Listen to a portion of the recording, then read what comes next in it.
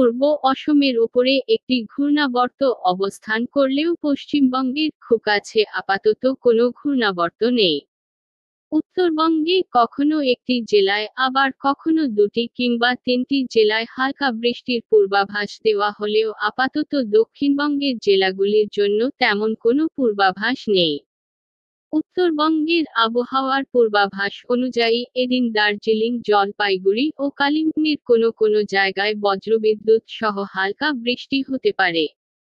এছাড়া বাকি জেলাগুলির আবহাওয়া শুকনো থাকবে। তার মধ্যে জলপাইগুড়ি, আলিপুরদুয়ার ও কোচবিহারে গরম ও আর্দ্রতাজনিত অস্বস্তি এবং উত্তর ও মালদহ জেলায় তীব্র তাপপ্রবাহের সতর্ক জারি করা হয়েছে।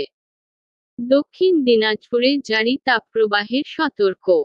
পরবর্তী 24 ঘন্টা অর্থাৎ শনিবারের আবহাওয়ার পূর্বাভাসে বলা হয়েছে শুধুমাত্র দার্জিলিং জেলায় হালকা বৃষ্টি হতে পারে। এছাড়া বাকি জেলাগুলির আবহাওয়া শুকনো থাকবে। তার মধ্যে জলপাইগুড়ি, আলিপুরদুয়ার ও কোচবিহারে গরম ও আর্দ্রতাজনিত অস্বস্তি এবং উত্তর ও দক্ষিণ দিনাজপুর এবং মালদহ জেলায় তাপপ্রবাহের সতর্ক জারি করা হয়েছে। পরের কয়েকদিন এই আবহাওয়া থাকার সম্ভাবনা।